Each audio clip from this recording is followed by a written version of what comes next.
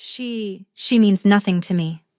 The words echoed through the crack in the door, each syllable a blade sliding between Kestrel's ribs. She stood frozen in the shadowed corridor, her hand still raised to knock, her heart shattering into pieces too small to ever reassemble. Alpha King Draven's voice carried the same cold authority it always did. Tell the council, tell them all. The Shadowborn is a political arrangement, a convenience, nothing more. She heard murmurs of agreement, laughter even. Kestrel's wolf howled inside her chest, a sound of such raw anguish that she pressed her palm against her sternum to contain it. He'd chosen her just yesterday at the offering ceremony. Tomorrow, they would sign the contract. In 3 days, she would become his queen. And already, she meant nothing. She stepped back from the door on silent feet, her Shadowborn grace ensuring no one heard her retreat. No one saw the tear that slipped down her cheek, tracing the crescent-shaped scar that marked her as cursed. She'd known, hadn't she? From the moment he'd chosen her, she'd known it couldn't be real. Shadowborns weren't wanted. They were tolerated at best, destroyed at worst. But some foolish part of her had hoped.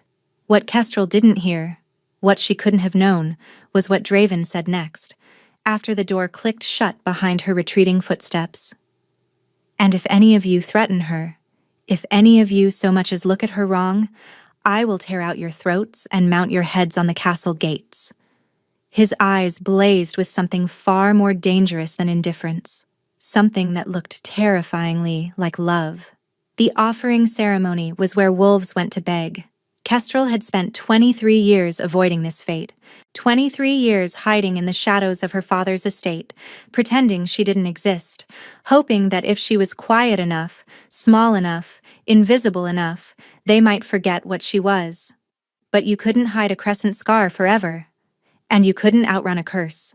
The great hall of Valdris Castle stretched before her, cavernous and cold, its stone walls hung with banners bearing the silver wolf sigil of the royal pack.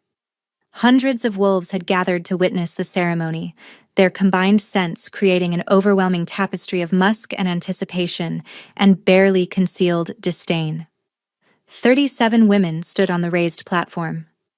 37 unmated females who had failed to secure a place in any pack through traditional means. Too old, too scarred, too poor, too wrong in some fundamental way that made them unmarketable in the brutal economy of wolf society. Kestrel was the 38th. She stood at the very end of the line, as far from the torchlight as possible. Unlike the others, she didn't wear bright colors to attract attention or bare her neck in practiced submission. She wore a high-collared dress of deepest black, her dark hair arranged to fall across the left side of her face, partially obscuring the mark that had ruined her life. Shadowborn, someone whispered from the crowd. What's she doing here? Lord Ashford's cursed daughter. I heard she killed her own mother coming out of the womb. They should have drowned her at birth. That's what they did in the old days. Kestrel kept her gaze fixed on the floor. She'd heard it all before. The whispers, the accusations, the fear dressed up as righteous concern. Shadowborns were wolves born during a blood eclipse, marked by the gods, or demons, depending on who you asked, with a crescent scar somewhere on their body. Legend said they brought death to any pack foolish enough to claim them. Legend said a lot of things. The truth was simpler and more painful. Shadowborns were convenient scapegoats. When crops failed, blame the Shadowborn. When pups fell ill, blame the Shadowborn. When your own cruelty needed justification, well, the Shadowborn made such easy targets. Kestrel's mother had died in childbirth. But Kestrel hadn't killed her. The pack healer's incompetence had. Not that anyone wanted to hear that truth. Certainly not her father, who had never looked at his youngest daughter without hatred curdling in his eyes. The auctioneer, because that's what he was, despite the ceremony's prettier name, moved down the line with practiced efficiency. He announced bloodlines and virtues, fertility assessments and domestic skills. The women were evaluated like livestock, and one by one, minor lords and pack alphas stepped forward to claim their choices. A widow with 3 children was chosen by an elderly merchant who needed someone to manage his household. A she-wolf with a limp was selected by a farmer whose previous mate had run off with a traveling trader. No one even glanced at Kestrel. She wasn't surprised. She wasn't even disappointed anymore. Disappointment required hope, and hope was a luxury she'd abandoned long ago. Her father, Lord Mordecai Ashford, stood near the edge of the platform with her sister Ondine. He hadn't acknowledged Kestrel once since they'd arrived. When the offering ended with no takers, and it would, he'd finally have legal grounds to exile her. Pack law required families to support unmated females, but exile was permitted if a female was offered and refused 3 times. This was Kestrel's 3rd ceremony. The auctioneer had reached the second-to-last woman when the great doors exploded inward. Every conversation died, every head turned. The Alpha King of Valdris walked into the hall, and the air itself seemed to freeze in deference. Draven Valdris was not beautiful. Beautiful was too soft, too gentle a word. He was devastating in the way a winter storm was devastating. All sharp edges and lethal grace, and the promise of destruction barely leashed. Tall, taller than any wolf in the room, with hair the color of a moonless night and eyes like frost over steel. Cold. So impossibly cold. He moved through the crowd without a word, and they parted before him like water around stone. No one dared breathe in his direction. Your Majesty. The auctioneer nearly swallowed his tongue. We weren't expecting. The offering is nearly concluded, but if your Majesty wishes to review the remaining— Continue, Draven said. Just one word. But it carried the weight of absolute authority. The auctioneer fumbled through his introduction of the final woman, a nervous creature barely out of adolescence who had been caught in some minor scandal. A baron's 3rd son stepped forward to claim her, looking relieved to have made any selection at all. And then there were none. The ceremony was over, except Draven hadn't moved. He stood in the center of the hall, his gaze sweeping across the platform. Past the claimed women being led away by their new masters. Past the auctioneer gathering his papers with trembling hands. Past Kestrel's father, who had begun to smile in anticipation of his daughter's exile, until those frost-steel eyes stopped, directly on her. Kestrel's wolf, dormant for so many years that she'd almost forgotten it existed, suddenly stirred. Not with fear, with something else entirely, something that felt horrifyingly like recognition. No, she thought desperately, don't look at me, don't see me. But Draven was already walking toward her, every step deliberate, every movement precise. The crowd held its collective breath. He stopped 3 feet away, close enough that she could smell him, pine and snow and something darker beneath, like smoke from a fire that had never quite gone out. For a long moment, he simply looked at her. His expression revealed nothing. His scent was so tightly controlled she couldn't read a single emotion. Then his gaze dropped to her neck, to the crescent scar she hadn't managed to fully hide. Shadowborn, someone whispered. He can't possibly— This one. Draven's voice cut through the murmurs like a blade through silk. She'll do. Kestrel stopped breathing. The hall erupted into chaos. Shocked protests, confused outcries, her father's voice rising above them all demanding to know the meaning of this outrage. But Kestrel heard none of it. She was too busy staring into the Alpha King's eyes, searching for some explanation, some reason, some hint of what he could possibly want with a creature like her. What she found instead was a wall of ice so thick she couldn't see anything beneath it. "Do you accept?" he asked, his voice pitched for her ears alone. The word stuck in her throat. Why? Something flickered in those frozen depths. Pain, maybe. Or perhaps she imagined it. That, he said quietly, is not the question I asked. Kestrel looked past him, at the crowd's horrified faces, at her father's purple rage, at her sister's wide, frightened eyes. If she refused, She would be exiled by morning, cast out of packed territory with nothing but the clothes on her back. She would survive weeks at best. Rogues didn't last long, and cursed rogues lasted even less. If she accepted, she would belong to the most powerful and most feared wolf in the kingdom. A male so cold that rumors said his own heart had frozen solid decades ago. Cold over exile.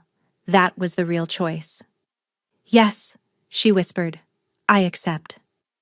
Draven nodded once, as if her answer had never been in doubt. Then he turned and walked away without another word, leaving Kestrel standing alone on the platform, suddenly belonging to a king she didn't understand, for reasons she couldn't fathom. Her wolf stirred again, restless and wanting, straining toward a male who had just claimed her with all the warmth of a man purchasing furniture. What have I done? Kestrel thought. Behind her, she heard her father demanding to speak with the king's advisors. Ahead of her, she watched Draven's retreating back, rigid and unyielding. And somewhere deep in her chest, in the hollow place where hope had died years ago, something impossible began to bloom.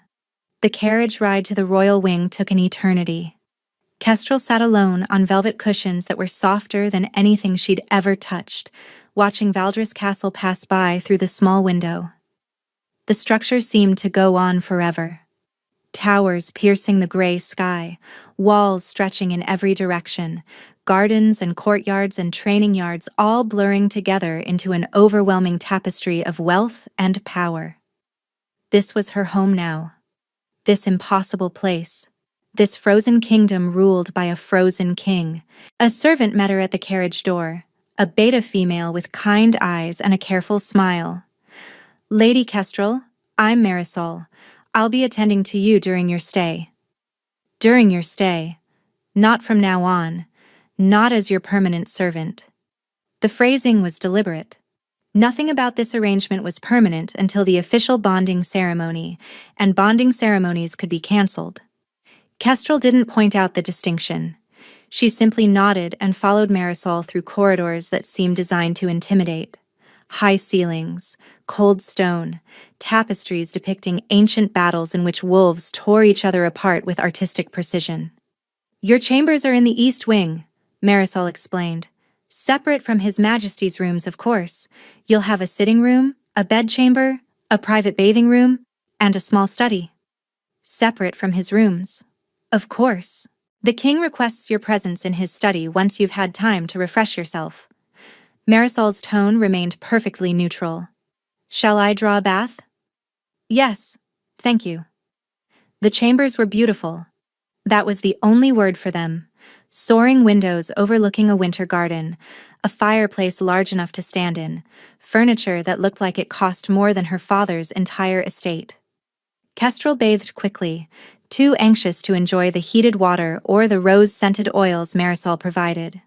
She dressed in the plainest of the gowns laid out for her. Deep green velvet with a modest neckline, and arranged her hair to fall across her scarred cheek. Then she stood before the mirror and tried to prepare herself for whatever came next. He chose me, she reminded herself. Whatever his reasons, he chose me over everyone else. That has to mean something. But another voice, darker and more familiar, whispered, or it means you're the only one desperate enough to accept whatever terms he offers. Marisol led her through more corridors until they reached a heavy oak door guarded by two stone-faced soldiers. One knocked. A voice within commanded them to enter. Kestrel's heart hammered as she stepped inside. The study was large but surprisingly warm, a fire crackling in the hearth despite the summer season. Bookshelves lined every wall, crammed with volumes in languages she didn't recognize. Maps covered a massive desk, and standing by the window, backlit by gray afternoon light, was the Alpha King. He didn't turn as she entered, just stood there, a dark silhouette against the pale sky, radiating that same impossible coldness she'd felt in the Great Hall. Leave us, he said. Marisol bowed and retreated, the door clicking shut behind her. Silence stretched between them. 10 seconds. 20. A full minute in which neither of them moved. Finally, he turned. Up close, in private, he was somehow even more overwhelming. Those frost-steel eyes swept over her with clinical precision, cataloging details, revealing nothing of his thoughts. "Sit," he said. She sat in the chair nearest the fire, grateful for its warmth. Draven remained standing, his posture rigid, his hands clasped behind his back. "I will explain this once. I expect you to listen carefully and ask questions only when I've finished. Do you understand?" "Yes, Your Majesty. I need a queen." The words came out flat, emotionless. Not a true mate, not a love match. A political arrangement that satisfies the Council's demands while ensuring I maintain control of my kingdom. You will serve that purpose. Kestrel's stomach dropped. She'd expected something like this, but hearing it stated so baldly still hurt in ways she hadn't anticipated. "The Council has been pressuring me to mate for years," Draven continued.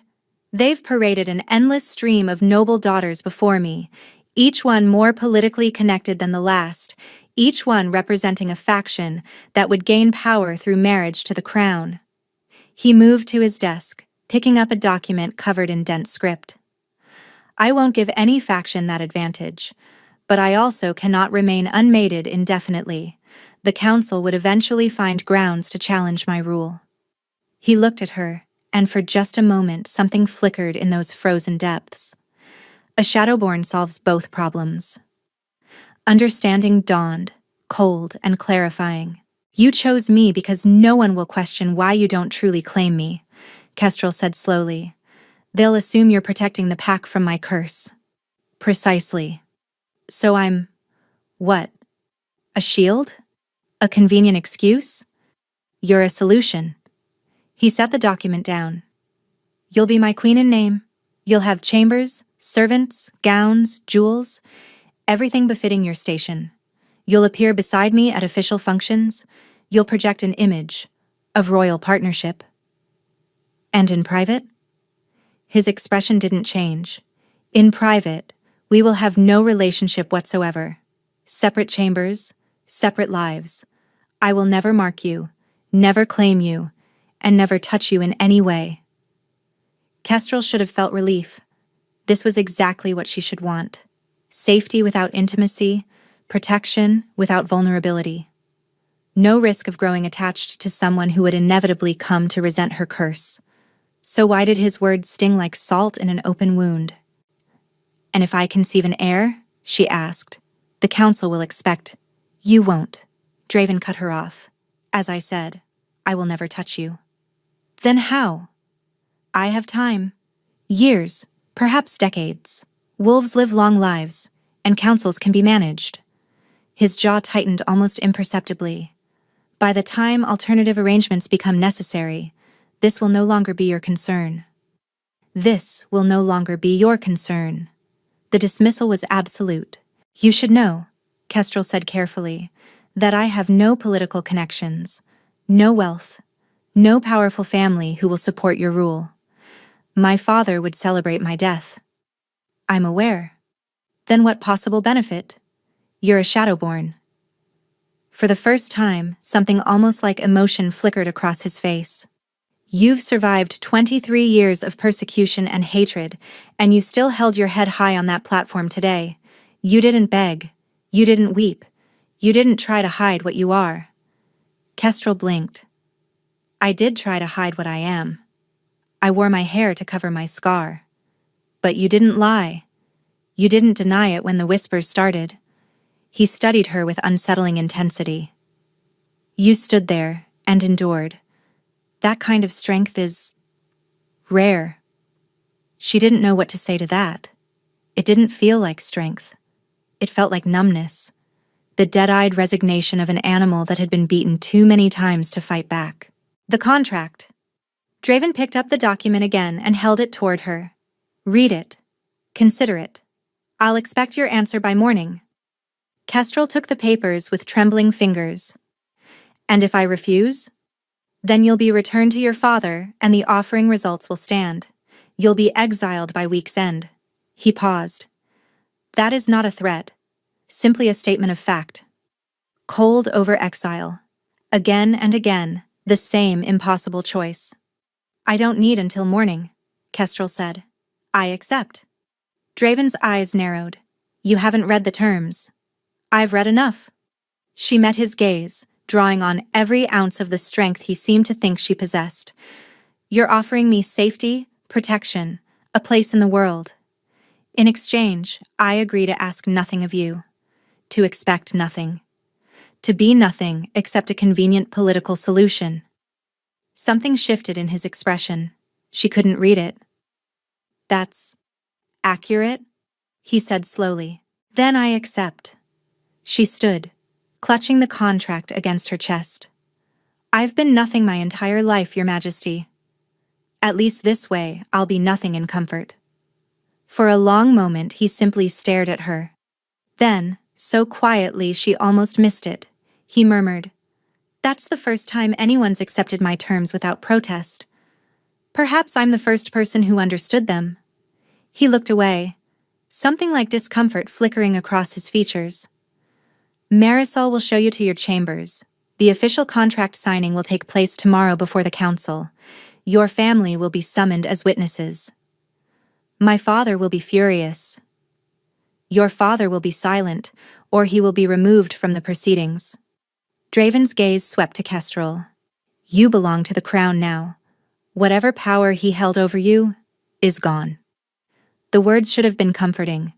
Instead, they just reminded Kestrel how alone she truly was. She curtsied, a formal gesture she'd never mastered, and turned toward the door. Lady Kestrel.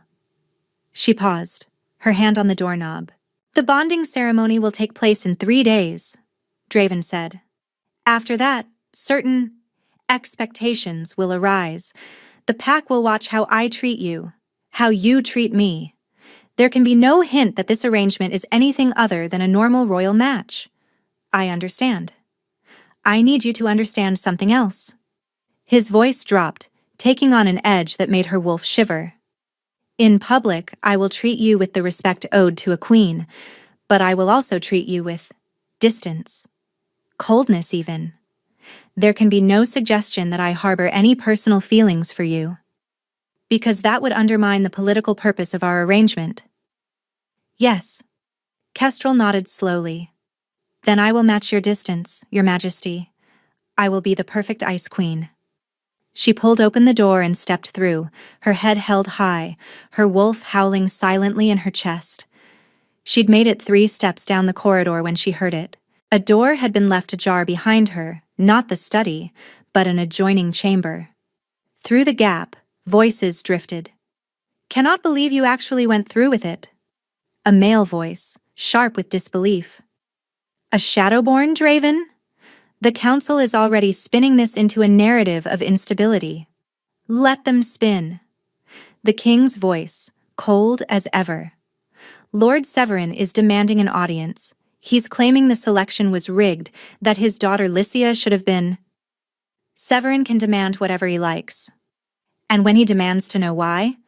When he asks what possible value a cursed wolf could bring to the throne? A pause. Then, in a voice so devoid of emotion it barely sounded human. Tell him the truth. She means nothing to me. Kestrel's heart stopped. Nothing? The other male sounded skeptical. You walked past 100 qualified candidates. Nothing. Draven's voice cracked like ice breaking. Tell the council. Tell them all.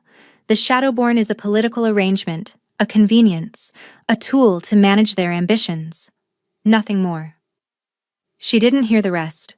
She was already walking away, moving on silent Shadowborn feet, her vision blurring with tears she refused to let fall. A tool. A convenience. Nothing.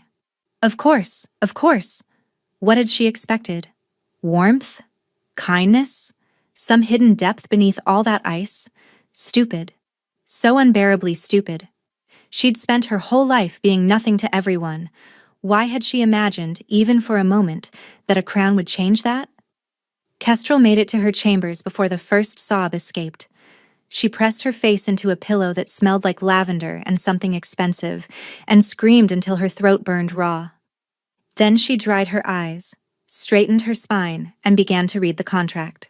If she was going to be nothing, she would at least be nothing on her own terms. The council chamber was designed to intimidate. Kestrel understood that the moment she stepped through its towering doors the next morning. Vaulted ceilings disappeared into shadow overhead. Massive stone pillars lined the walls like silent sentinels. And at the far end, on a raised dais, sat a throne carved from a single block of black obsidian. Draven occupied that throne with the casual authority of a man born to rule. He wore formal black, his expression carved from the same stone as his seat, his eyes betraying nothing as he watched her approach. Around him, arranged in a semicircle of ornate chairs, sat the 12 members of the Royal Council. Kestrel had memorized their names from the documents Marisol had provided. Lords and ladies representing the most powerful pacts in the kingdom, each one watching her with varying degrees of hostility, curiosity, and calculation. She felt their gazes like physical weight, pressing against her skin, searching for weakness. She means nothing to me. The words echoed in her mind with every step. She'd barely slept, those 5 syllables running circles in her brain until dawnlight had finally crept through her windows. But she'd also made a decision. If she meant nothing, if she was truly just a tool, a convenience, a political solution, then she would be the most useful tool he'd ever acquired. She would give him no cause for complaint. She would play her role so perfectly that he would never regret his choice, and she would guard her heart so completely that his indifference would never wound her again. Lady Kestrel Ashford, the court herald announced, his voice booming through the chamber, presented for formal contract signing and pending bonding to His Royal Majesty, Alpha King Draven Valdris. Kestrel curtsied deeply, her movements practiced and precise. She'd spent half the night rehearsing before her mirror, determined not to embarrass herself. "Rise," Draven said. She straightened, meeting his gaze without flinching. Let him see nothing in her eyes but calm acceptance. Let him think his words hadn't touched her at all. "The contract has been prepared according to His Majesty's specifications," one of the counselors announced, an older male with silver hair and calculating eyes. Lord Brennick, she recalled, the one whose daughter had been passed over. "However, there are certain irregularities that the council wishes to address." Irregularities? Draven's voice could have frozen the fire in the hearths. "The selection process," Lord Brennick pressed on, seemingly immune to his king's displeasure.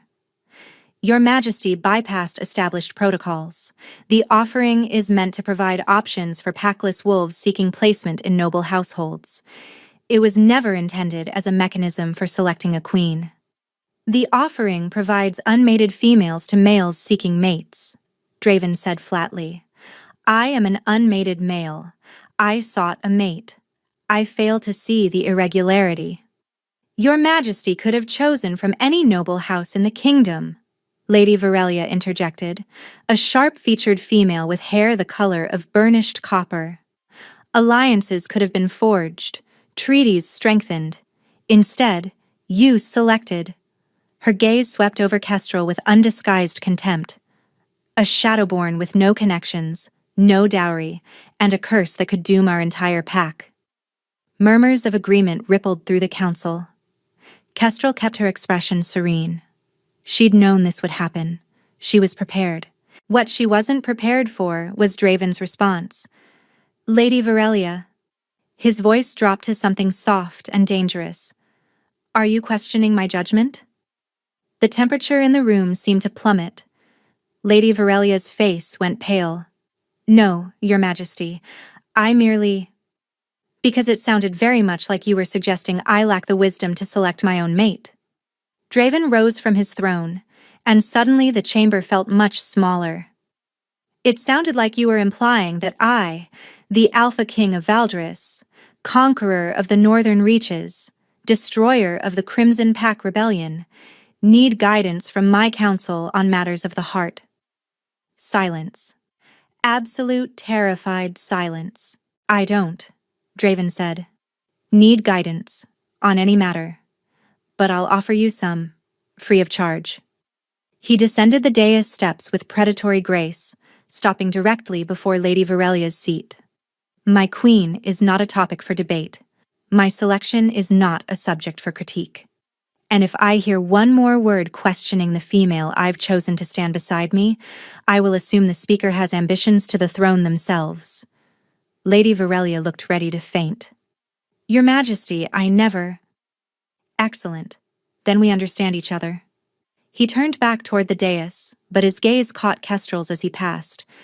Just for a moment. Just long enough for her to see something. Not warmth, not softness, but not pure ice either. Something almost like reassurance. He's defending me, she thought, bewildered. Why would he defend me if I mean nothing?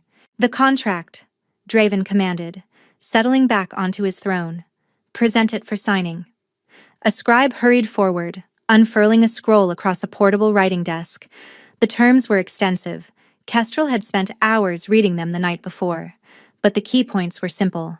She would become Queen Consort of Valdris. She would receive all rights and privileges of her station. She would appear at official functions alongside the king. She would not be marked or physically claimed until such time as both parties agreed. She would not be set aside or divorced except for treason against the crown.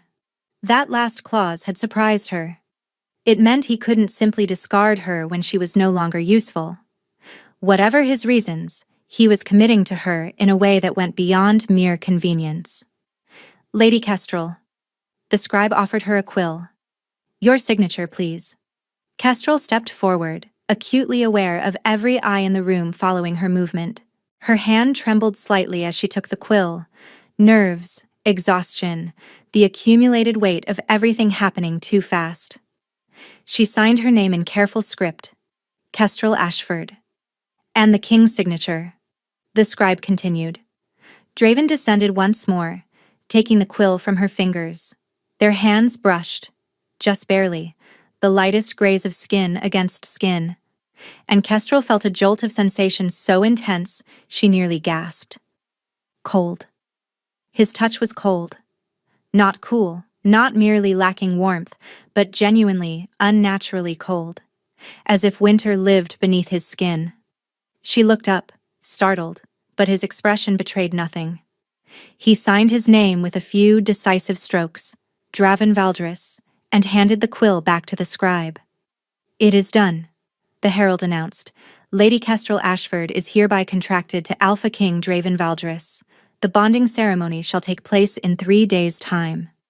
Polite applause scattered through the chamber. Kestrel caught Lord Brennick exchanging a dark look with Lord Severin, the male whose daughter had also been passed over. Their expressions promised trouble to come. One final matter, Lord Severin spoke up, his voice smooth as oil. The Ashford family should be permitted to witness this historic moment. I believe Lord Mordecai and Lady Ondine are waiting outside. Kestrel's blood turned to ice. Bring them in, Draven said. The doors opened and her father strode through, her sister trailing behind. Lord Mordecai Ashford was a big man, broad-shouldered and barrel-chested, with a face that might have been handsome before cruelty carved permanent lines around his mouth. He wore his finest clothes, trying to impress the court, no doubt, but nothing could disguise the hatred burning in his eyes as he looked at his youngest daughter. Your Majesty, he bowed deeply, I am honored to witness this momentous occasion. The way he said momentous made it sound like an obscenity. Lord Ashford. Draven's voice gave nothing away. You seem surprised by your daughter's fortune. Not surprised, Your Majesty. Mordecai straightened, his smile sharp enough to cut. I'm certain you have your reasons for selecting such an unusual bride. A king's mind works in mysterious ways. Indeed it does. Ondine stepped forward, curtsying gracefully. Where Kestrel was all shadows and stillness, her older sister was sunlight and movement, golden hair, bright eyes, and a beauty so conventional it had made her their father's favorite from the moment of her birth. Congratulations, sister, Ondine said. Her voice was sweet. Her eyes were poison. I never imagined you'd ascend so high, though I suppose even a Shadowborn can be useful, in the right circumstances. Kestrel felt Draven's attention sharpen. Lady Ondine, he said quietly, you seem to have something you wish to say. Ondine's smile faltered. Only that I'm happy for my sister, Your Majesty. Your happiness is noted. He looked at Mordecai. Lord Ashford, the crown thanks you for producing such a resilient daughter. Her strength will serve Valdris well. Mordecai's jaw tightened. Her strength? Yes. You should be proud. I am overcome with joy, Your Majesty. The words dripped with so much sarcasm that several counselors shifted uncomfortably. Kestrel saw Lord Brennick lean toward Lord Severin, whispered words passing between them. I would speak with my daughter privately, Mordecai announced, before she becomes lost to us entirely. A father's right, surely. No, Draven said. Mordecai blinked. Your Majesty? Lady Kestrel is contracted to the crown. Any private conversations she has are at her discretion, not yours. Draven's gaze swept to Kestrel. Do you wish to speak with your father privately? Every eye in the room turned to her. Kestrel thought of 23 years of silence and shadows, of being told she was cursed, worthless, better off dead, of the way her father looked at her like she was something rotten he'd found under his boot. No, Your Majesty, she said clearly. I have nothing to say to Lord Ashford that requires privacy. Mordecai's face purpled. Then we're finished here, Draven said. The contract is signed. The bonding will proceed as scheduled. Lord Ashford, Lady Ondine, you may attend the ceremony as honored guests. Or not. The choice is yours. He rose from his throne and walked toward a side door without waiting for a response. At the threshold, he paused and looked back at Kestrel. My queen, walk with me. It wasn't a request. Kestrel followed, feeling her father's rage burning into her back with every step. They walked through empty corridors in silence, their footsteps echoing against cold stone. Kestrel kept 3 paces behind Draven, unsure of the protocol, unsure of everything. Finally, in a gallery lined with portraits of past kings, he stopped. Your father hates you, he said without preamble. Yes. Why? Kestrel hesitated. He wanted nothing from her. He'd made that clear. Why would he care about her history? But he was watching her, waiting. And something in his expression, some small fracture in all that ice, made her answer. My mother died giving birth to me, she said quietly. He blamed the Shadowborn curse, said I killed her just by existing. She touched her scarred cheek unconsciously. My sister was 3 when I was born. She doesn't remember much of our mother, but she remembers enough to hate me too. I grew up being told I was the reason our family was broken. Draven said nothing. I tried to be good, Kestrel continued, the words spilling out before she could stop them. I tried to be quiet, helpful, and invisible. I thought if I was perfect enough, he might eventually see me as more than a curse, but nothing I did was ever enough. He enrolled me in every offering from the moment I turned 18. He wanted me gone. And your sister? Ondine was engaged once, to a nobleman named Corwin Teller. Kestrel's throat tightened. He was kind to me, the only person who ever was. When he died in a hunting accident, Ondine blamed me, said my curse must have touched him. Did it? No. The word came out fierce. I never even touched him. I barely spoke to him. But Shadowborns make convenient scapegoats. When anything goes wrong, we're always the first to blame. Silence stretched between them. When Kestrel finally looked up, she found Draven watching her with an expression she couldn't read. Your father will try to undermine you, he said finally. He'll whisper poison to anyone who listens. He'll tell stories about your curse, your past, anything he thinks might damage your position. I know. I won't let him succeed. Kestrel blinked. Why? Because you're mine now. The words came out low, almost possessive. Whatever his reasons for hating you, Whatever stories he spreads, you belong to the crown, and I protect what's mine. Her heart did something strange in her chest. A flutter, a crack in the wall she'd built around herself. Don't, she warned herself. He doesn't mean it the way it sounds. You're a possession, remember? A tool. A convenience. She means nothing to me. Thank you, Your Majesty, she said carefully. Draven. What? When we're alone, call me Draven. He looked away, and for just a moment she thought she saw discomfort flicker across his features. Formality becomes tiresome. Draven, she repeated softly. Something shifted in his expression, something that almost looked like pain. The bonding ceremony, he said, abruptly changing the subject. There are certain expectations. The pack will want proof that the match is genuine, public displays of unity. I understand. I'll need to touch you. The words came out stiff, reluctant. Hold your hand, perhaps your waist. Nothing inappropriate, but contact will be necessary. I understand, she said again. It will mean nothing. His voice hardened. Don't misinterpret it. She means nothing to me. I won't, Kestrel promised. He nodded once, sharply, and walked away without another word. Kestrel stood alone in the gallery, surrounded by portraits of dead kings, wondering why a man so determined to feel nothing had looked. Just for a moment, like he was fighting desperately not to feel everything.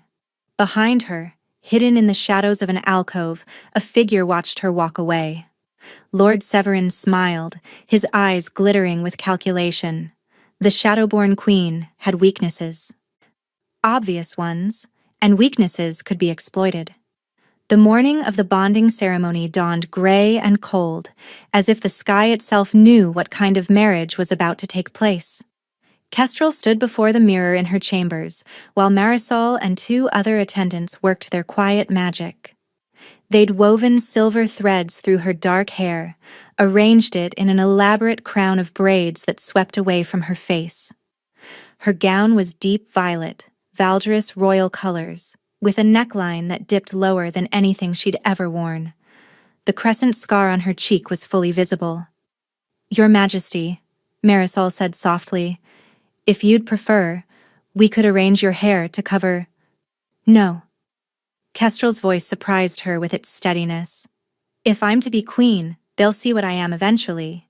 Better to face it now than hide forever. Marisol's eyes warmed with something that might have been respect. As you wish, Your Majesty.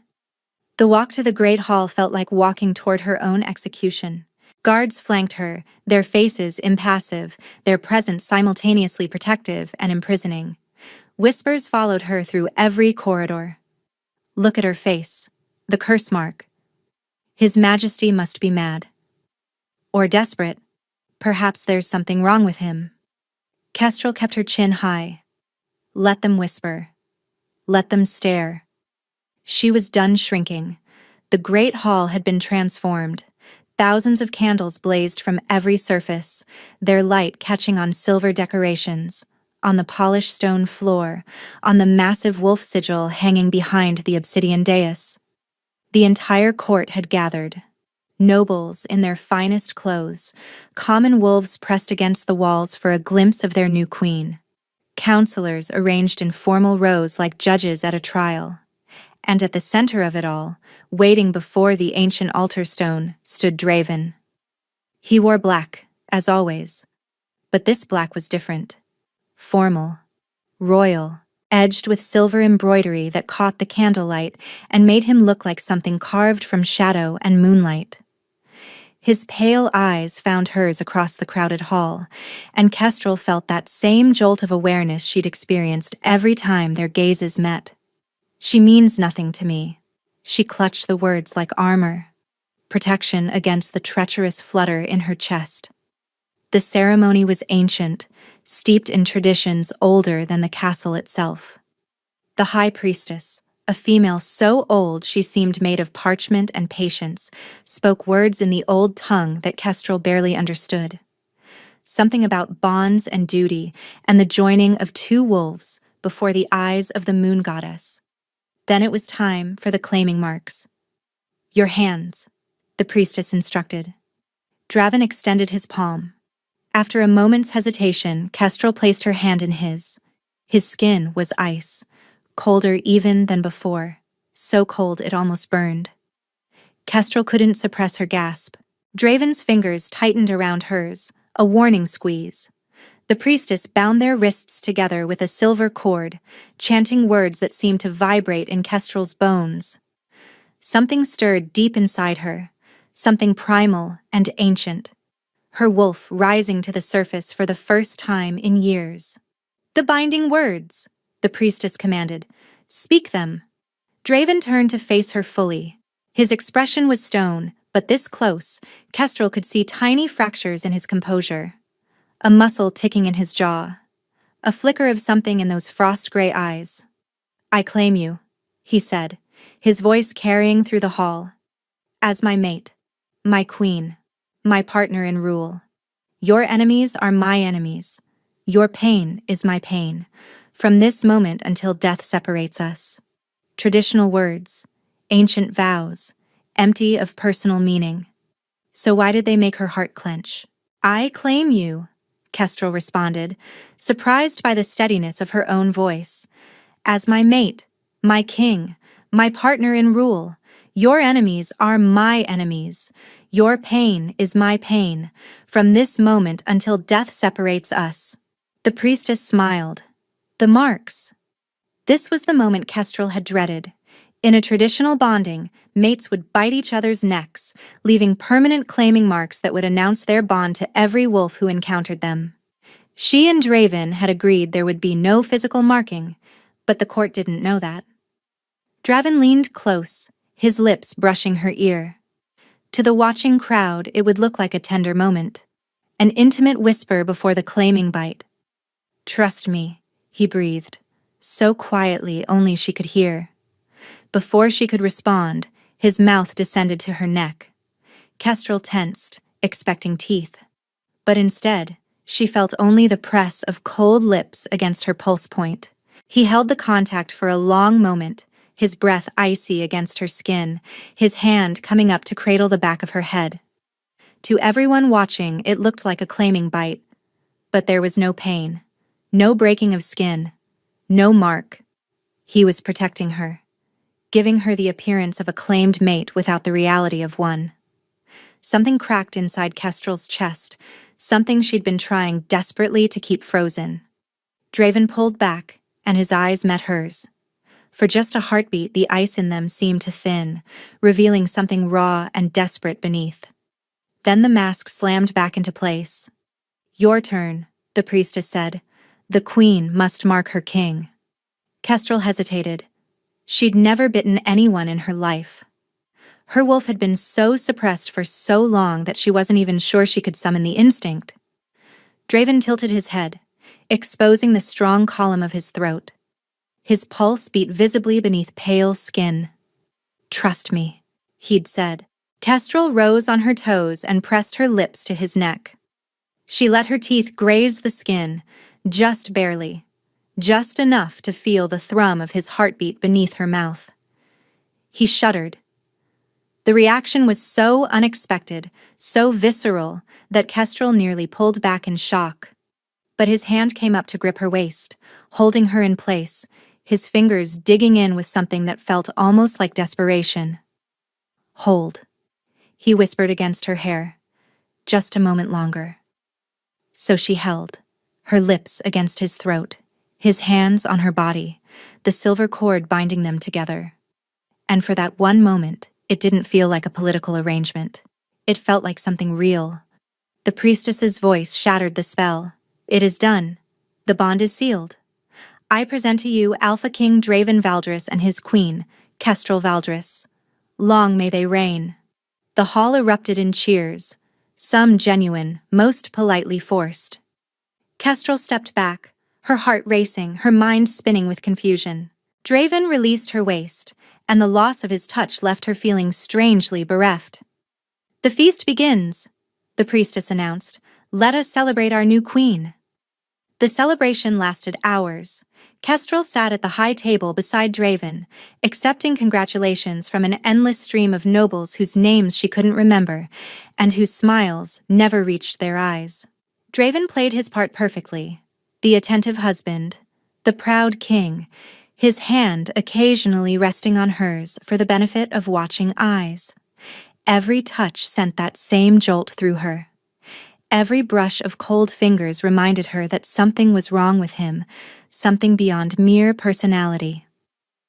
"You're doing well," Draven murmured during a lull between well-wishers. "Better than expected." "Thank you for the overwhelming praise." His lips twitched, almost a smile. "I meant it as a compliment." "Then I accept it as one." They lapsed into silence, watching the dancers swirl across the floor below. The music was beautiful. Haunting strings and deep drums that seemed to pulse in time with Kestrel's heartbeat. "You didn't bite me?" she said quietly. Draven's hand stilled on his wine goblet. "No." "Why?" "Because a claiming mark is permanent." He didn't look at her. "It cannot be undone. If circumstances change, if this arrangement no longer suits either of us, a mark would complicate separation. If this arrangement no longer suits either of us." The words should have reassured her. He was being practical, thinking ahead, and giving her an escape route. Instead, they just reminded her of her place. "Your Majesties." Lord Severin appeared before the high table, his smile smooth as poisoned silk. "Might I request the honor of a dance with our new queen?" Kestrel felt Draven tense beside her. "The queen is tired," Draven said flatly. "Perhaps another time." Surely one dance couldn't exhaust her. Severin's eyes glittered with challenge. "Unless there's some reason you'd prefer to keep her isolated?" The implication was clear. The king was hiding something. The Shadowborn queen was not fit for public interaction. Kestrel stood before Draven could respond. "I would be honored, Lord Severin." Draven's hand shot out, gripping her wrist. "Kestrel." It was the first time he'd used her name without her title. Something about the way he said it, urgent, almost pleading, made her pause. "One dance," she said quietly. "I can handle one dance." His jaw clenched, but he released her. Lord Severin led her onto the dance floor with exaggerated courtesy, positioning them where the entire court could watch. The music shifted to a slower tempo, intimate and swaying. "You're braver than I expected," Severin said as they began to move. "Most Shadowborns I've met are cowering creatures." "Most Shadowborns you've met have been given reason to cower." "True." His hand tightened on her waist. "Tell me, Your Majesty, do you know why the king truly chose you?" "I imagine you're about to tell me." "He needs a shield." Severin's voice dropped, meant only for her ears. "His Majesty has difficulties. Complications that make a traditional mating impossible. You're perfect for him. A female no one expects him to actually love, a Shadowborn he can keep at arm's length without raising suspicion." Kestrel's stomach turned. And what complications would those be? "Surely you've noticed." Severin smiled. "The cold, the distance, the way he flinches from genuine connection." He leaned closer. "Our king is cursed, Your Majesty, has been since birth. His touch brings winter, his love brings death." The words hit her like a physical blow. "You're lying." "Am I?" Severin spun her, pulling her close as the music swelled. "Ask him yourself. Ask him why he's never taken a mistress, why every female who's shared his bed has woken with frostbite, why his own mother died with ice in her veins when he was barely 3 years old." Kestrel's mind raced, the unnatural cold of his skin, the way he'd warned her again and again that their relationship would be nothing. The desperate edge she'd glimpsed beneath his frozen exterior. His love brings death. "Even if that were true," she managed, "what concern is it of yours?" "Because, Your Majesty, I believe you deserve to know what kind of monster you've married." Severin's smile sharpened. "And because I believe you might be useful to those of us who think Valdris deserves a different kind of ruler." The music ended, Kestrel stepped back, her composure cracking around the edges. "Thank you for the dance, Lord Severin. It was illuminating." She turned and walked away on legs that threatened to buckle. Behind her, she felt Severin's satisfied gaze following every step. And at the high table, Draven watched her approach with eyes that had gone completely, terrifyingly cold. The wedding chambers were not what Kestrel expected. She'd braced herself for cold stone and sparse furnishings, something befitting the frozen king who ruled this place. Instead, she found warmth. Thick carpets, roaring fireplaces, walls hung with tapestries depicting forests and running wolves under silver moonlight, and candles.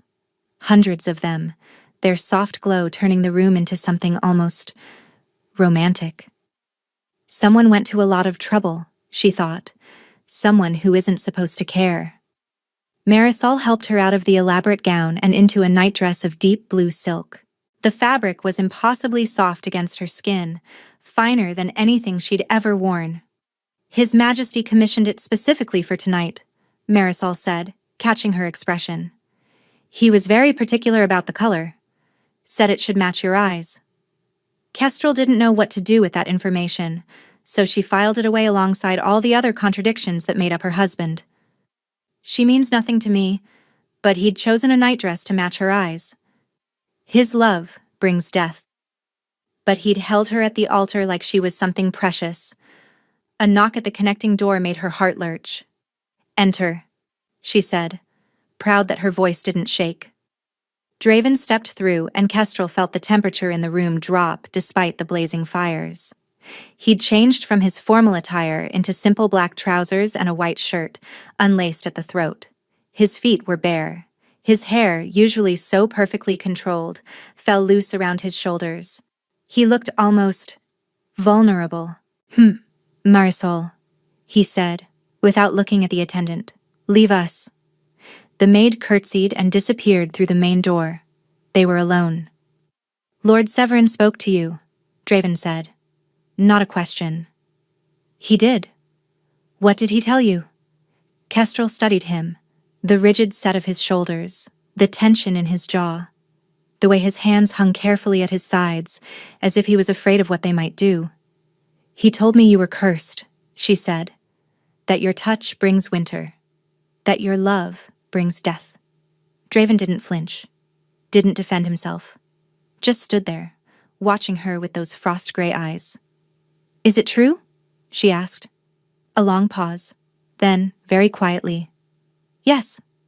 The single word cracked something open inside her. Not horror, she'd been expecting horror, not even fear, something closer to understanding. "Is that why you chose me?" she asked. "Because you thought you could never love a Shadowborn? Because my curse would cancel out yours? In part? And the other part?" Draven looked away. For the first time since she'd met him, he seemed uncertain. Lost. "I watched you," he admitted. "At the offering. Before I entered the hall, I watched through the gallery windows. I saw how the others treated you. The whispers, the contempt, the way they looked at you like you were something to be scraped off their shoes."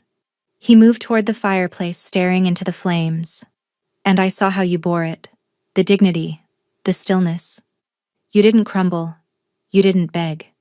You stood there like a queen already, even when everyone around you was trying to make you feel like nothing."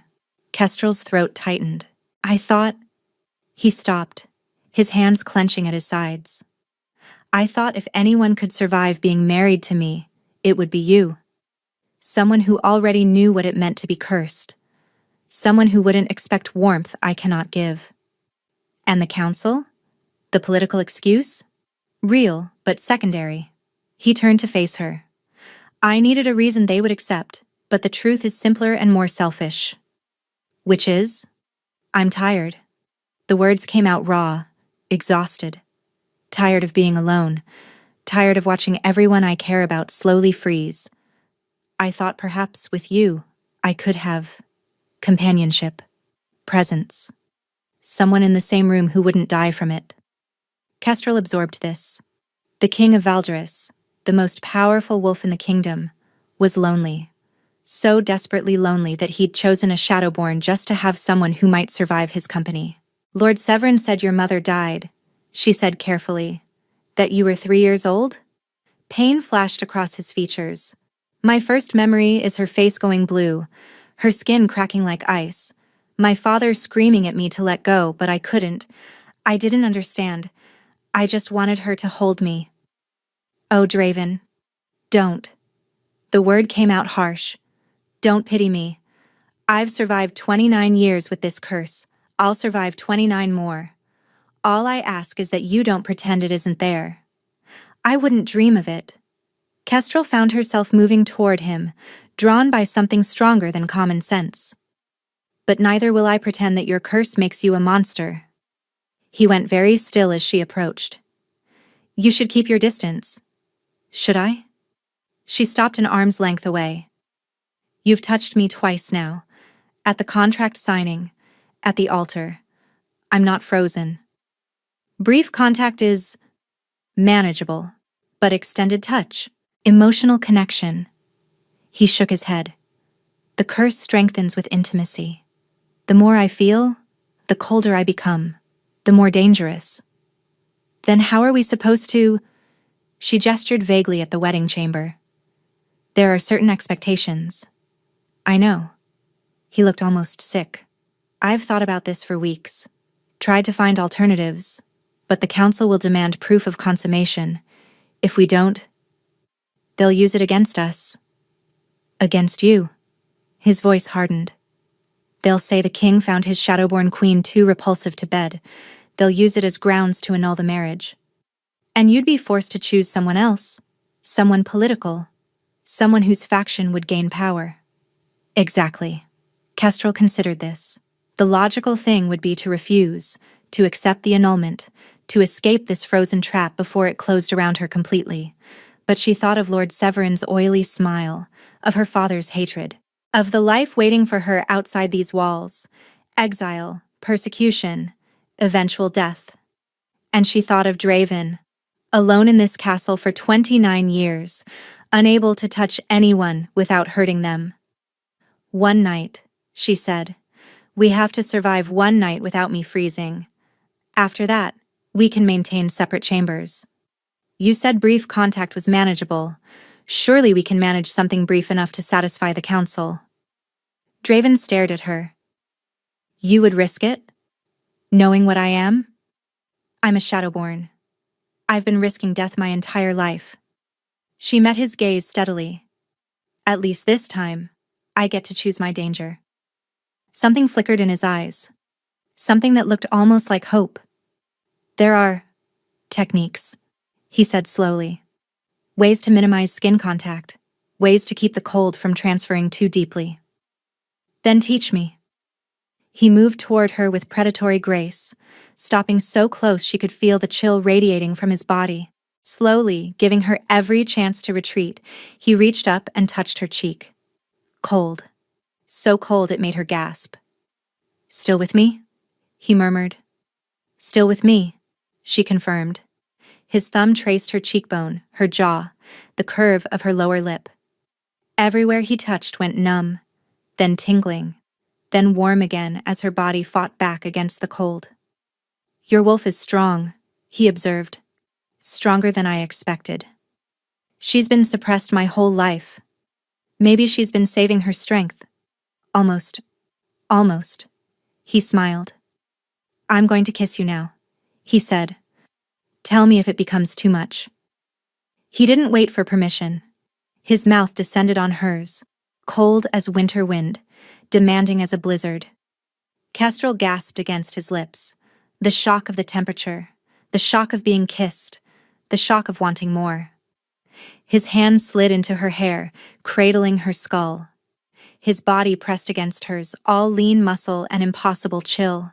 And beneath the cold, beneath the careful control, she felt something else. Hunger. He was starving for this, for touch, for connection, for anything that felt like warmth. She could feel it in the way he kissed her. Desperate, almost reverent. like she was water and he'd been dying of thirst. When he finally pulled back, they were both breathing hard. "Your lips are blue," he observed. "I don't care." Something cracked in his expression. "You should care. You should be running from me." "I've spent my whole life running." Kestrel fisted her hands in his shirt, pulling him closer despite the cold seeping through the fabric. "I'm done running." She kissed him this time. The rest of the night was a careful dance of touch and withdrawal, warmth and cold, connection and restraint. Draven was achingly gentle, checking in constantly, pulling back whenever the temperature dropped too far. Kestrel learned his boundaries through trial and error, where he could touch without danger, how long he could hold her before the cold became painful, which parts of her body could withstand the most contact. It was nothing like she'd imagined, nothing like the cold, clinical union she'd braced herself for. It was tentative and terrifying and real. Afterward, they lay tangled together in the dark, Draven's arm draped carefully over her waist, his body a careful distance from hers. "You survived," he murmured against her hair. "Was there ever any doubt?" "Yes." He pulled her closer, just slightly and just enough. "There's always doubt." Kestrel closed her eyes, letting herself sink into this impossible moment. Tomorrow, everything would change. Tomorrow, they would go back to being strangers, maintaining distance, playing their political roles. But tonight, just for tonight, she let herself feel safe. She didn't see the thin layer of frost spreading across the window panes behind them. She didn't notice the temperature in the room dropping degree by degree. And she didn't see the look on Draven's face as he watched her sleep. A look of pure, devastating terror. Because he'd felt something tonight. Something he hadn't felt in decades. And feeling, for a cursed king, was the beginning of the end. 3 months passed. 3 months of separate chambers and public appearances and carefully maintained distance. 3 months of polite conversation at formal dinners and chaste hand-holding at council meetings and absolutely nothing more. At least, that's what Kestrel told herself. The truth was more complicated. It started with small things. Draven began appearing at her door in the evenings, claiming he needed to discuss political matters or review upcoming schedules. They would talk for hours, about the kingdom, about their childhoods, about everything and nothing. He brought her books from his private collection. She taught him to play a card game her mother had loved. Then the visits became longer. He started bringing dinner, dismissing the servants so they could eat alone. They talked about deeper things. His guilt over his mother's death, her pain at being blamed for things she couldn't control. She learned about the burden of wearing a crown. He learned about the freedom of having nothing left to lose. The first time he stayed past midnight, they sat before the fire sharing a bottle of wine, and Draven laughed at something she said. Actually laughed. The sound was so unexpected, so beautiful, that Kestrel stopped breathing. His face transformed when he laughed, the ice cracking, the frost thawing. Something warm and alive emerging from beneath all that cold control. She fell in love with him in that moment, completely, helplessly, hopelessly. The second time he stayed past midnight, she woke up with his arms around her, his cold body pressed against her back, his breath a frigid whisper against her neck. He'd fallen asleep. For the first time in decades, he'd let his guard down enough to sleep in someone's presence. When he woke and realized what had happened, the look on his face nearly broke her heart. "I should go," he said, already pulling away. I shouldn't have." "Stay." One word. It stopped him cold. "Kestrel, stay," she repeated, "and please." He stayed. After that, there was no pretending, no careful distance, no separate chambers, no political arrangement. Every night, Draven came to her rooms. Every night, they talked and touched and learned each other in ways that had nothing to do with duty. Every night, she fell deeper in love with the frozen king who looked at her like she was sunlight in endless winter. But she also noticed the changes. His skin was colder. His eyes were paler. The frost on the windows had spread to coat entire walls, even though it was summer outside. Servants whispered about pipes freezing, about gardens dying, about an impossible winter creeping through the castle. "You're getting worse," Kestrel said one night, watching him add another log to the fire he insisted on keeping roaring. "I'm fine." "You're shivering, in front of a fire large enough to roast a boar." He didn't answer. "Draven." She crossed to him, taking his hands in hers despite the cold. "Talk to me." For a long moment he just looked at their joined hands. His fingers were nearly blue. "The curse strengthens with emotional connection," he said quietly. "I told you that." "Yes. What I didn't tell you is that there's a limit." He met her eyes, and she saw fear there. Real, profound fear. Past a certain point, the cold becomes fatal. Not to whoever I'm touching. To me. Kestrel's heart stopped. What? The curse is designed to make love impossible, not by killing the beloved. That would be too simple, too clean. His laugh was bitter. "No, the curse kills the one who loves. The more deeply I feel, the more the cold consumes me from the inside. Eventually, my heart will freeze solid." "How long?" "I don't know. Months. Weeks. It depends on..." He stopped, looking away. "On what?" "On whether I can stop feeling what I feel for you." The words hung between them like ice crystals in frozen air. "And can you?" Kestrel whispered. "Stop feeling it?" Draven pulled his hands free, moving away from her. His back was rigid, his shoulders hunched against some invisible weight. "I've been trying." His voice was hollow. "Since that first night. Since the first time you made me laugh. I've been trying to remember why I chose you. Because you were supposed to be safe. Because I wasn't supposed to care. But you do care." "Yes." The word came out broken. "God help me, yes." Kestrel moved toward him. He held up a hand, stopping her. "Don't," he said. "Please don't. Every time you touch me, every time you look at me with those eyes, it gets worse. I can feel the ice spreading through my chest. I can feel my heart slowing. Then we'll find a cure, we'll..." "There is no cure." He turned to face her, and she saw it now. The blue tinge to his lips, the frost creeping up his neck, the way his breath came in visible puffs even in the warm room. "My great-great-grandfather tried. He consulted every witch, every healer, every magical practitioner in the known world. The curse cannot be broken.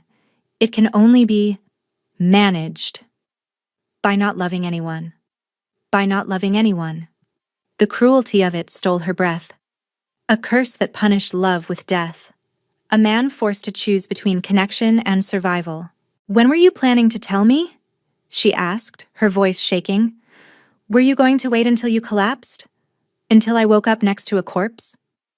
"I was hoping." He stopped, passing a hand over his face. "I was hoping I could control it. That I could care for you without falling. Without falling in love." He didn't answer. He didn't have to. "But you have, haven't you?" Kestrel stepped closer despite his warning. "You've fallen in love with me." "Kestrel, please. Say it." She was in front of him now, close enough to feel the cold radiating from his body, close enough to see the frost spreading across his cheekbones like delicate lacework. "Say it, Draven. Tell me the truth." His eyes met hers, gray ice over desperate flame. "Yes," he breathed. "I love you. I've loved you since the moment you told me being my queen was an honor. Since you stood before my council and refused to flinch. Since you kissed me back on our wedding night like I wasn't a monster." Kestrel's eyes burned with tears. "You're not a monster. I'm a man who's going to die because he couldn't keep his distance." He laughed, and the sound was terrible. Ice cracking, hearts breaking. "I tried so hard, Kestrel. I told myself you meant nothing. I told my council, my advisors, anyone who would listen. I thought if I said it enough times, it would become true. She means nothing to me." The memory of those words, overheard through a cracked door, hit her like a physical blow. But now she understood. Now she heard what she'd been too hurt to hear before. He hadn't been declaring indifference. He'd been begging himself to feel it. "The night of the council meeting," she said slowly. "When you told Lord Brennick, I meant nothing. I was trying to convince myself." His voice cracked. "It wasn't working." Kestrel reached for him, but before her hands could make contact, Draven's eyes rolled back. His body convulsed. He collapsed. "Draven!" She caught him before he hit the ground, his weight nearly crushing her. His skin was ice. Not just cold, but ice. Actual frost forming on his arms, his chest, spreading across his throat toward his face. "Help!" Kestrel screamed. "Someone help!" The door burst open. Guards flooded in, followed by Marisol, her face white with terror. "The king!" Kestrel gasped, cradling his frozen body. "Something's wrong." He collapsed, his heart. Marisol took one look and started shouting orders.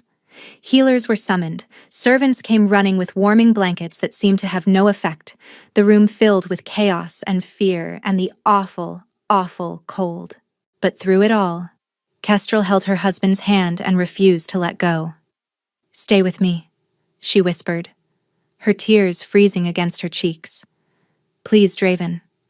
Please stay with me." He didn't respond. His heartbeat slowed, and the frost kept spreading. The royal healers worked through the night.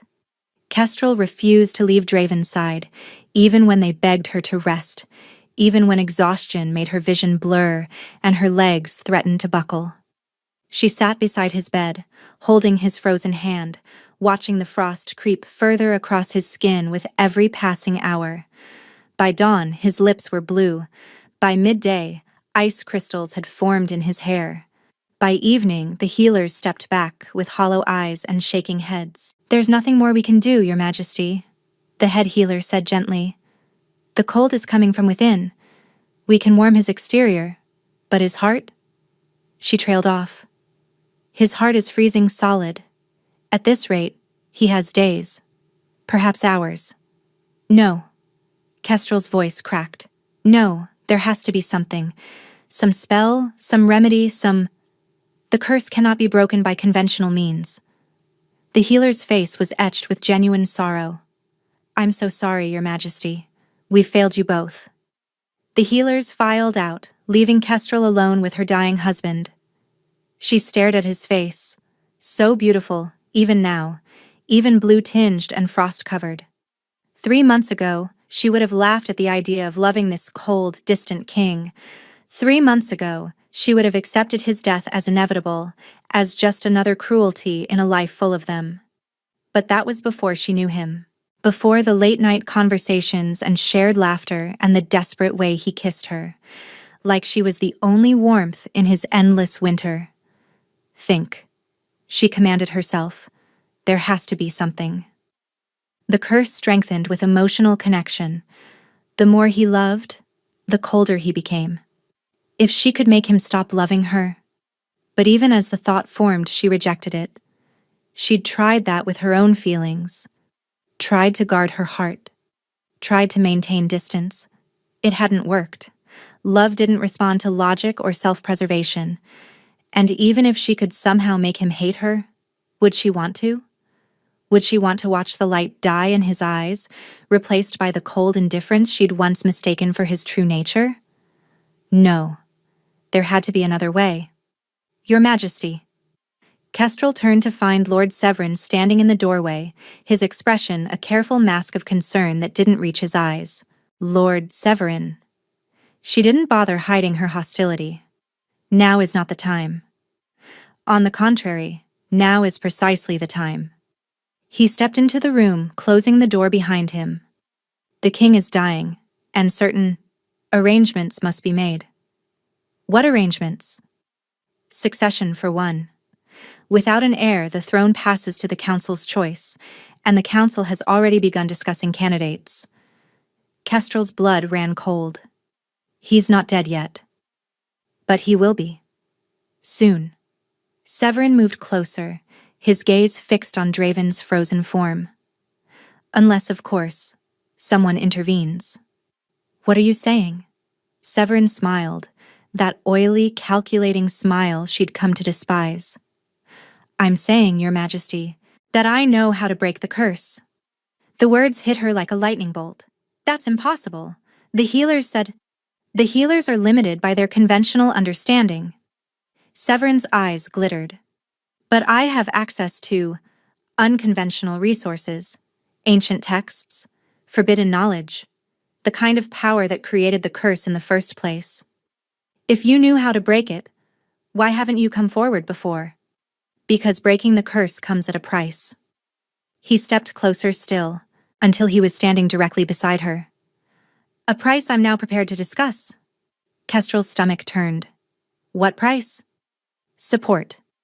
When the time comes for new leadership, whether through the king's death or his abdication, I want your public endorsement. Your declaration that I would be the best choice to guide Valdris through whatever transition comes next. You want me to help you take his throne? I want you to help me save Valdris from the chaos of a power vacuum." Severin's mask of concern slipped, revealing naked ambition beneath. "Draven has been a competent ruler, I'll grant, but his curse makes him vulnerable, unstable. The kingdom needs strength. Not a king who could collapse at any moment because he felt too deeply about a trade agreement. Get out. Consider carefully, Your Majesty. Without my help, he dies. With it, he lives. Diminished, perhaps, but alive. All I ask in return is, get out." Severin's expression hardened. "You're making a mistake." "My only mistake was listening to you for even one moment." Kestrel rose, putting herself between Severin and Draven's bed. "Whatever knowledge you claim to have, whatever cure you're dangling, I don't believe you. I think you'd say anything to advance your position." "Then he dies, and you lose everything." Severin shrugged, turning toward the door. "But perhaps that's what you want. Perhaps the Shadowborn would prefer to be a widow than a wife." He was gone before she could respond. Kestrel stood trembling in the empty room, her mind racing. Severin was lying. He had to be. He couldn't possibly know how to break a curse that had defeated generations of Valdris kings. And yet, ancient texts, forbidden knowledge. She thought of the Shadowborn curse, of the crescent scar on her cheek, and everything it represented. Her entire life, she'd been told her curse was a mark of evil, a sign of demonic influence, something to be suppressed and hidden. But what if that wasn't the whole truth? What if Shadowborns weren't cursed at all? The thought crystallized suddenly, sharp and clear. Shadowborns were born during blood eclipses, moments when the moon turned red, when the boundary between the physical and spiritual worlds grew thin. They were marked by lunar magic, touched by forces older than any curse, forces that might be stronger than any curse. Kestrel looked down at her hands. She'd never tried to access her Shadowborn abilities. She'd spent her whole life suppressing them, hiding them, and pretending they didn't exist. But she could feel them now. A darkness coiled at her core, waiting to be unleashed. What if my curse is the cure? It was insane. It was desperate. It was probably going to kill her. But she was out of options. Kestrel knelt beside Draven's bed and took his frozen hand in both of hers. She closed her eyes, reaching deep inside herself, searching for the shadow that had lived in her since birth. She found it immediately. Not a monster. Not a demon. Just power. Raw, unrefined, vast beyond imagining. It had been waiting for her, patient as moonlight, ready to be claimed. "Help me," she thought. "Please. Help me save him." The shadow stirred, and something ancient woke up. The power that flooded through Kestrel was unlike anything she'd ever experienced. It was darkness and moonlight, eclipse and shadow, the cold clarity of a winter night, and the fierce heat of a dying star. It filled her completely, stretching her from the inside, making her more than she'd ever been. She opened her eyes and saw the room transformed. Everything was limned in silver light, the bed, the walls, Draven's frozen form.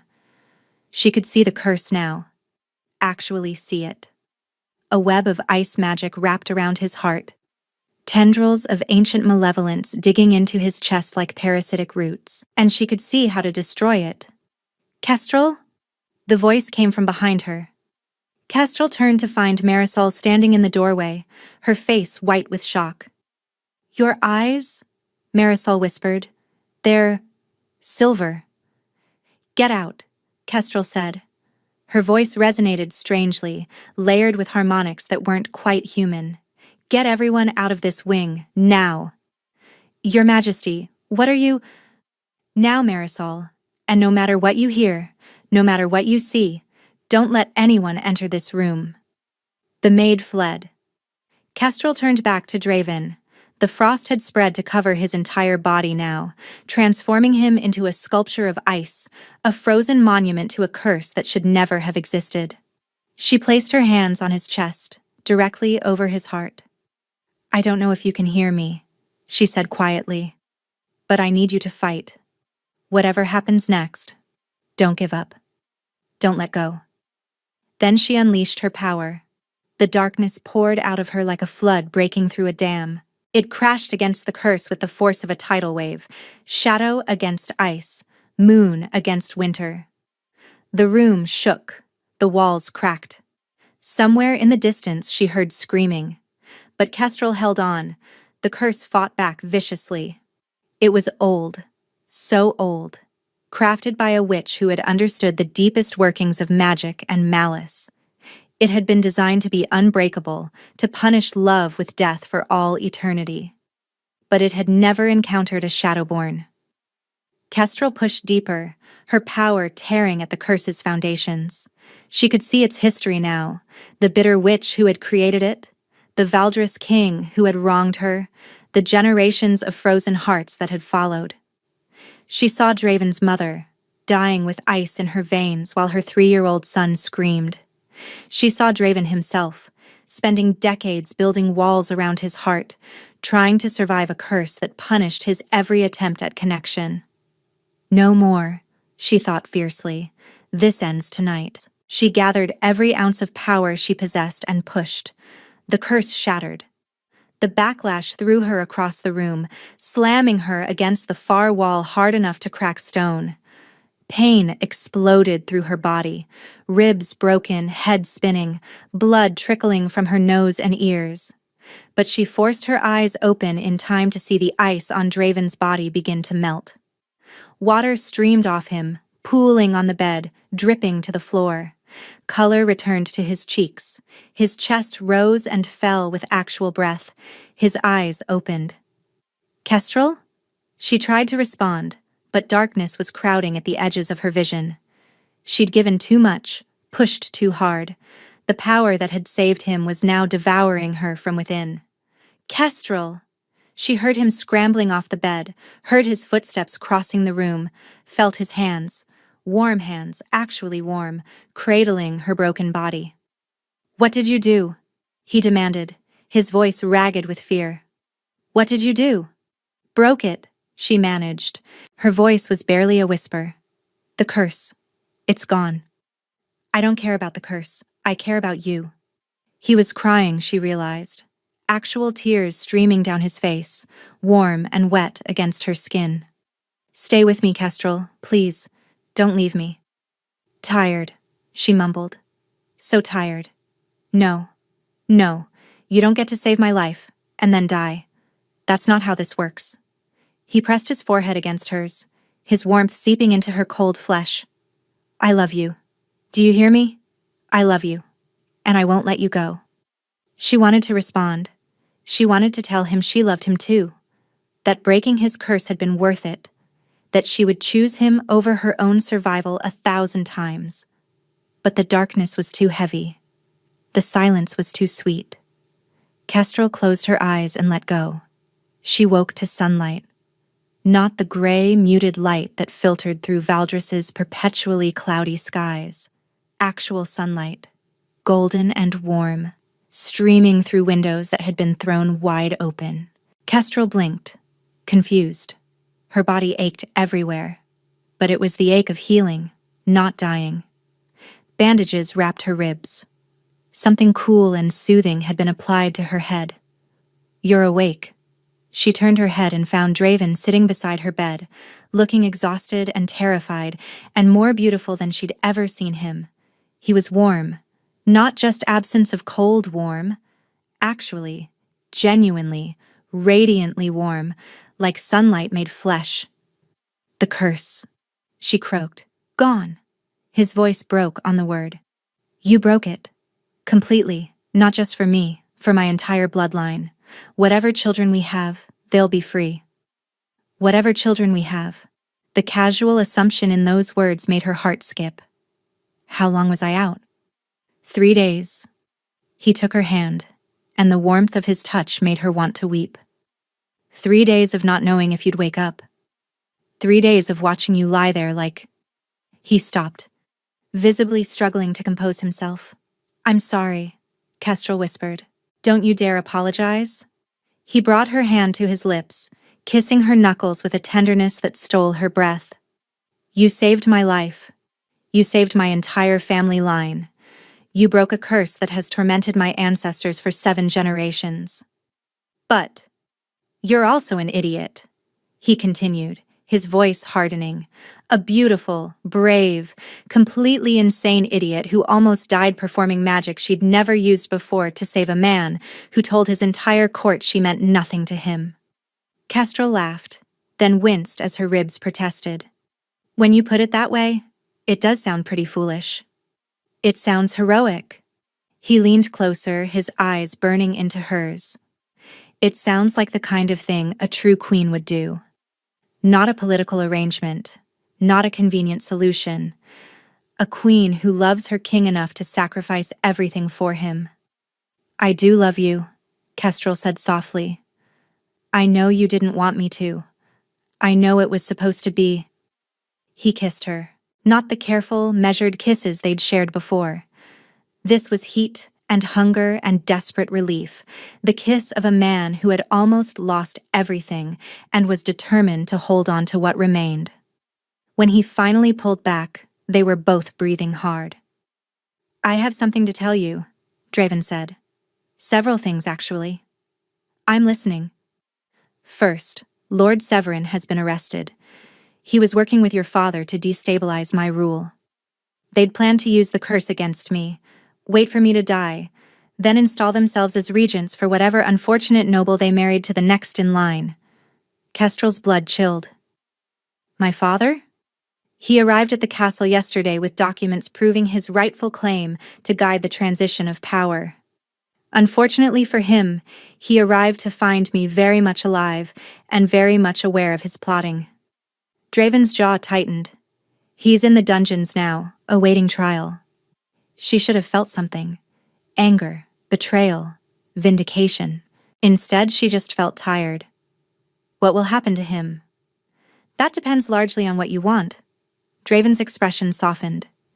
"He's your father, however poor a one he's been. If you want mercy, I want justice." The words came out stronger than she expected. Not revenge, but justice. For my mother, who he blamed for my curse. For me, for 23 years of persecution for something I couldn't control. For whatever other victims his cruelty has created. Draven nodded slowly. "Then justice he shall have." "And Ondine? My sister?" She testified against him. At Kestrel's shocked expression, Draven almost smiled. Apparently, discovering that her father had plotted to murder the king and exploit her sister's position was too much even for her loyalty. "She's asked to speak with you, when you're ready. She says she has much to apologize for." Kestrel absorbed this. Her sister, who had hated her for so long, choosing truth over family loyalty. It didn't erase the years of cruelty, but it was a beginning. "You said several things," she reminded him. "What else?" Draven's expression grew serious. "I owe you a public declaration." "What do you mean?" "The night before the contract signing, I told Lord Brennick you meant nothing to me. I said it to protect myself, to convince myself I wasn't falling for you, but the words were still spoken." "And you overheard them?" Kestrel's throat tightened. You knew?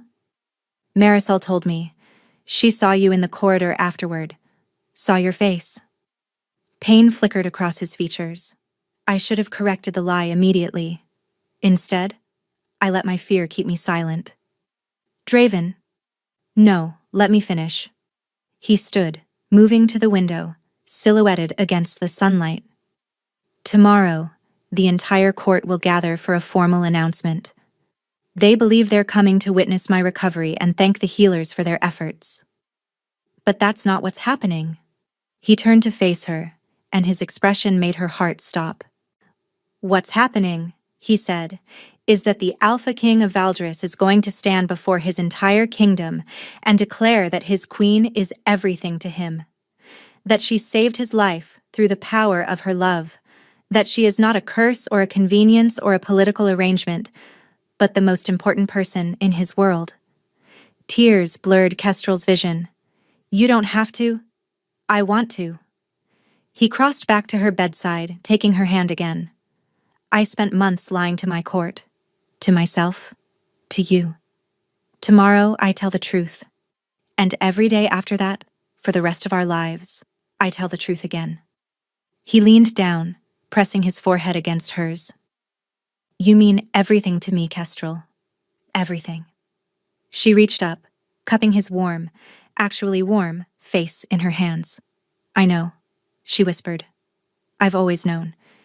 Even when you were trying to convince us both otherwise. He laughed, and the sound was pure joy, unfrozen, unlocked, and free at last. I love you, he said. I love you too. Outside, the sun continued to shine over Valdris, melting the last traces of impossible winter. And inside, a cursed king and a shadowborn queen held each other, finally understanding what neither had believed possible. Love had won. The great hall of Valdris Castle blazed with celebration. Kestrel stood beside her husband, one hand resting on the swell of her belly, watching the dancers swirl across the polished floor. Everything was different now. The perpetual gray skies had cleared, the gardens bloomed with flowers that hadn't grown in decades, and the castle itself seemed warmer, lighter, as if breathing freely for the first time. What are you thinking? Draven murmured, his arm wrapped around her waist. That I never imagined I'd be here. She leaned into his warmth. That a year ago, I was standing on an auction platform, certain no one would ever want me. I wanted you. He pressed a kiss to her temple. From the first moment I saw you. You wanted a political solution. I told myself I wanted a political solution. His hand moved to rest over hers on her belly. But some part of me always knew. Kestrel smiled. Marisol says it will be a boy. Marisol is an optimist. It will be a girl, and she will have her mother's eyes and her mother's stubborn courage. And her father's tendency toward dramatic declarations? He grinned, actually grinned, the expression still new enough to make her heart flutter. One can only hope. Across the hall, Kestrel spotted her sister Ondine talking with a group of young nobles. Their relationship was still mending, fragile as new ice in spring, but they were trying. Monthly letters had become weekly visits. Accusations had become apologies, then understanding, then something approaching genuine sisterhood. Their father rotted in a distant prison, stripped of title and lands. Kestrel had not visited him. She doubted she ever would. Your Majesties. Lord Brennick appeared before them, his manner much changed from the hostile counselor who had once challenged Draven's choice. The delegation from the Southern Territories has arrived. They're most eager to discuss the new trade agreements. Tell them we'll receive them tomorrow, Draven said. Tonight is for celebration, not negotiation. Brennick bowed and retreated. He's almost polite now, Kestrel observed. Amazing what a demonstration of power will do for people's manners. Draven's eyes sparkled. They all watched you break a 7-generation curse through sheer will. Even the ones who still fear Shadowborns are too awed to show it. I don't want them to fear me. No, but a little healthy respect doesn't hurt. He turned her to face him fully, his hands settling on her hips. Dance with me. Here? Now? Where else? When else? He pulled her closer. I spent 30 years avoiding touch. I intend to make up for lost time. They danced. Not the formal, measured steps of state functions, but something slower, more intimate. Draven held her close, his warmth seeping through her gown, his heartbeat steady against her cheek. Around them, courtiers watched with varying degrees of fascination and joy. The king, who had once radiated cold, now radiated love. The Shadowborn, who had been deemed worthless, now carried the future of the kingdom in her womb. I need to tell you something, Kestrel murmured. A year ago, in this very hall, you told your council I meant nothing. She pulled back to meet his eyes. I was listening. I heard every word. Draven's expression flickered with old pain. I know. I was devastated, she continued. I thought my heart would break. I thought every hope I'd ever harbored was foolish and naive. Kestrel. But I was wrong. She reached up, touching his face with infinite tenderness. Those words weren't the truth. They were a desperate lie told by a man terrified of his own capacity to love. And despite them, because of them, maybe, we found our way here. To this moment. To this life. She smiled, tears glittering in her eyes. I wouldn't change a single thing. Not the auction, not the contract, not even the pain. It all led to this. Draven pulled her close, burying his face in her hair. She means everything to me, he said, loud enough for the nearby courtiers to hear. Do you know that? This woman is my entire world. Kestrel laughed through her tears. I think they've figured that out by now. I don't care.